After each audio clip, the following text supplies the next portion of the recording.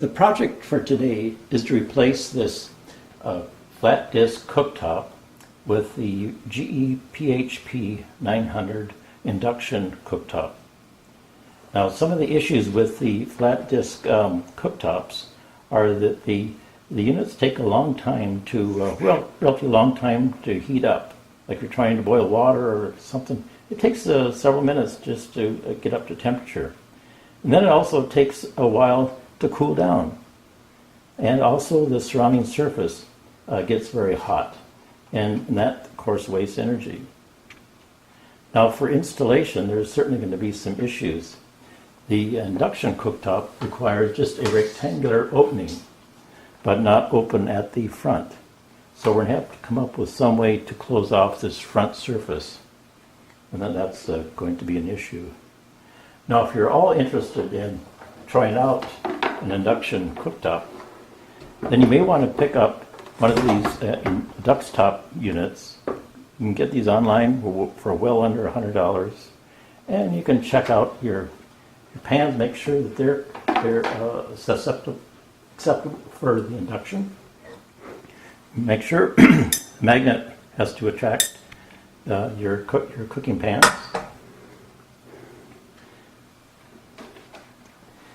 Now the next step is we'll do a test and see how long it takes to boil water.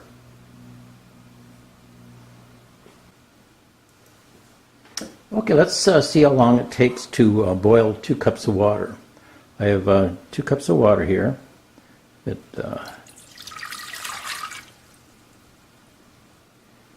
And we can check the temperature.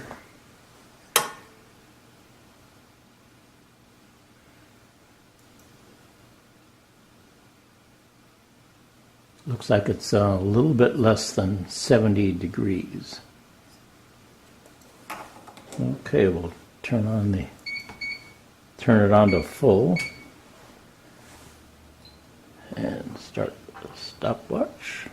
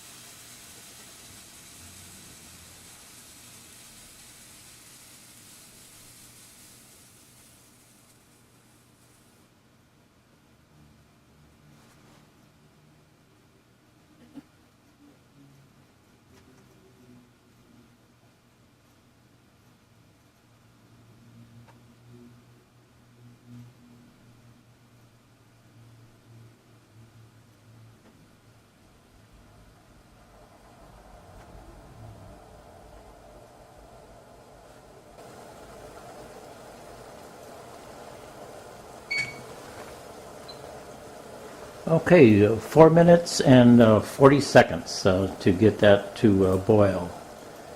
And I turned off the power, and you can see that it's still boiling. And it's quite hot on this surface here too. Okay, so now we're ready to turn off the power, and let's do some demolition.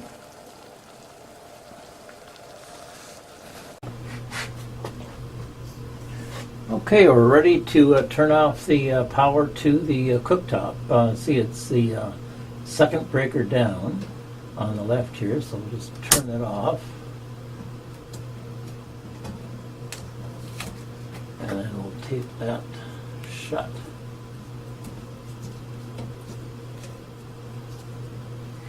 Okay, it's all set. Now we're ready to demo.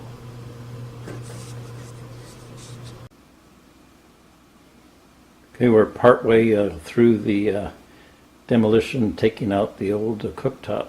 It's quite a job. But we'll make it.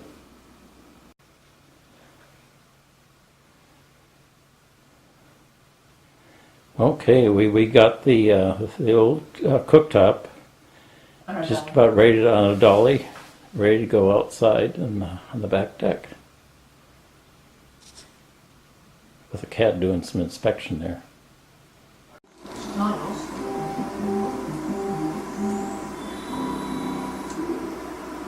Okay, we're not quite ready with the, obviously you can't see the cooktop installed, but we need to have supper. So we are still, we're using the Duxtop portable units. It's a spinach omelet tonight. So we're cooking it away here on the Duxtop units. The old cooktop has been removed. It took us a couple hours to get it out and taken out to the garage, but we did it without major problems. Now I have to fit in the new cooktop in the space that we have. Now the width of the opening right now is 29.25, but the installation instructions are 28.5. So to get around that, I've got two 3/8 plywood strips that will fit in here like that on each side. That's the easy part. The more complicated part is how do we fill in the front here in order to support the induction cooktop. And the way I chose was to get a stainless steel channel that will be supported on the sides here and then wrap around to the front. And that should take care of it. So I drew up a sketch, a hand sketch of what I was looking for, and then took it to my local sheet metal shop and got some feedback. Though the one thing that they suggested was to specify a number 4 finish. Now the number 4 finish is much like you have on your stainless steel refrigerator. So then I took that feedback and then went home and drew up a formal drawing. The shop said that I really didn't need a formal drawing, but I felt more comfortable to do that. So the channel will be 304 stainless, a 16 gauge, which is about 60 thousandths thick, and a number 4 finish. So here's the formal drawing that I drew up, and so I took it back to my shop, and a couple weeks later I had my stainless channel. Here it is. So there you can see the cross section, and there's a plastic layer on there just to protect the finish during the installation process. So it looks very good and came out perfect for the way the drawing looks. Next, I need to make a mortise cut where the channel comes in contact with the counter. So a mortise cut is a recess, much like for a door hinge or a door lock. Now I do have a mortising fixture that's used for installing door hinges. So it's used with a router to make a very accurate depth cut. Okay, the mortising fixture is in place, clamped. The router is all set. The router guide is 5/8 diameter, and the tool is 1/2 inch. That means that the fixture is set. The edge of the fixture is set 1/16 of an inch beyond where I want to actually make the cut. So let's make a cut.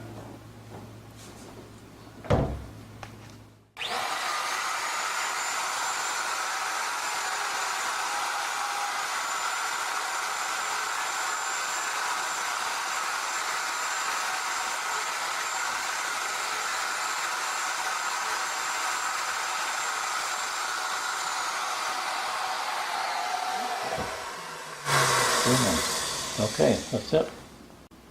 Okay, the mortising is finished. It looks very good. I've got a nice cut here at about 60 thousandths deep on both the top and then the front. And we've got the channel here, and let's see how that fits.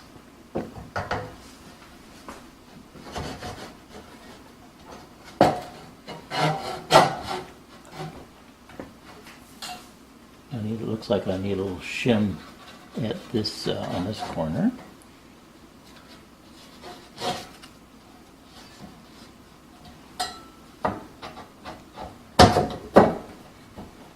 That looks really good. Okay. Now we next we need to screw it in place so it stays firm. Okay, we're going to try. We're going to screw the channel in place. There's holes on each end, and that'll screw into the countertop. Okay, that looks very good. Okay, we're ready to drop the cooktop in place. Let's check our dimensions here. See, we're supposed to have 28.5. And it's just like a eighth of an inch less, so it's like, it looks like 28 and 5/16. And see the depth, that's supposed to be 19 and 5/8, and that's like an eighth of an inch more, so like 19 and 19 3/4 or a little bit less. So that should work fine. Okay, let's go over here, and here's the cooktop. This is it's upside down, and I just finished putting this spongy tape that goes around the bottom edge of the surface, the glass surface, and that's to kind of give it a cushion when you put it on the countertop, so that you get good force all the way around. Now, the other thing that you have to install is these plates. This is a plate that actually holds it in place once it's installed. And so this is a temporary position for putting it in place. But then once it's in place, then you move it out here and you put in this screw, just hand tighten, and that forces from underneath the counter and pulls the cooktop down and locks it in place very firmly. So let's just hold that there like that. That's the temporary position. And also there's a baffle that the instructions say to install that before you put it in place. But we're going to do that after we put it in place. So let's put it in place now. And put these sticks here.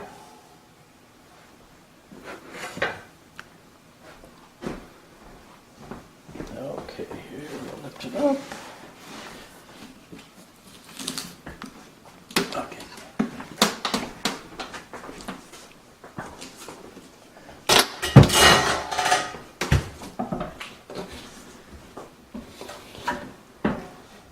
Okay, we're just about in position here.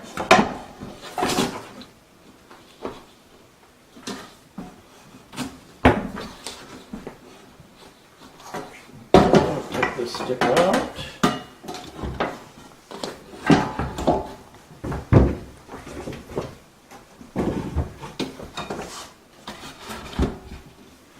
Okay.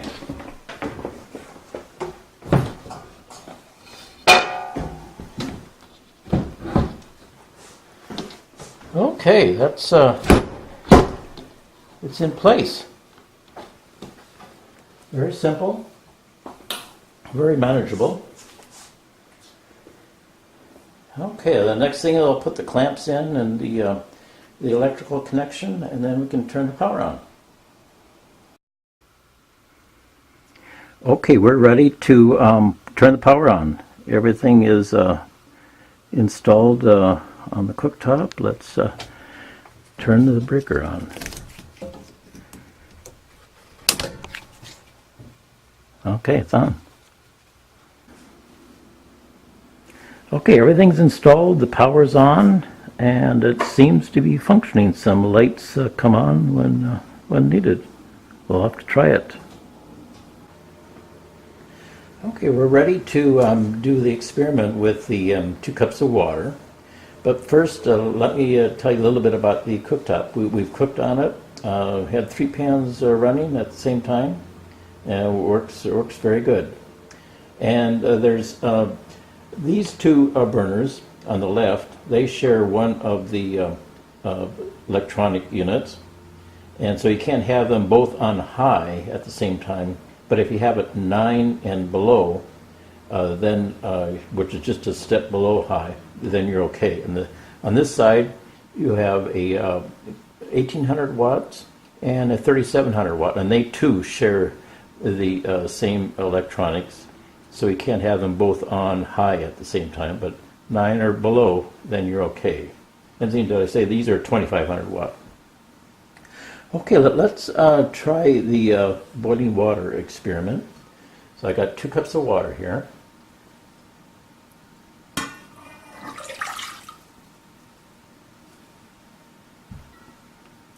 And we'll check the temperature.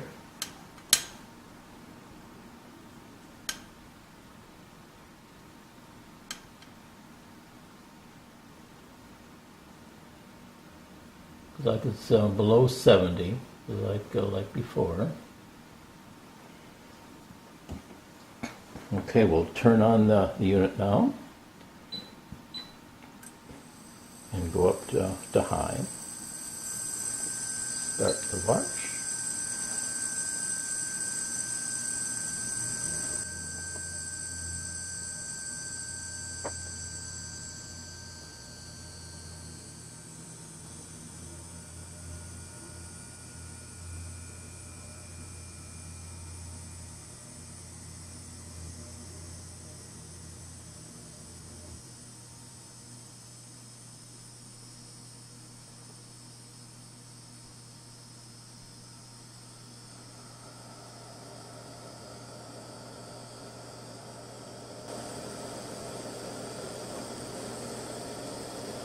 Okay, 2 minutes, 18 seconds. Now notice that the water stopped boiling immediately. Then I can put my finger up here and it's still room temperature. So not like the other unit.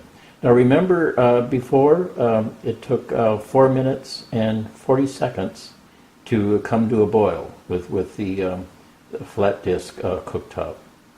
And then that burner was 2000 watts. So with less power, 1800 watts, we got water boiling in less than half the time. So compare 4 minutes, 40 seconds to 2 minutes, 18 seconds with 10% less power.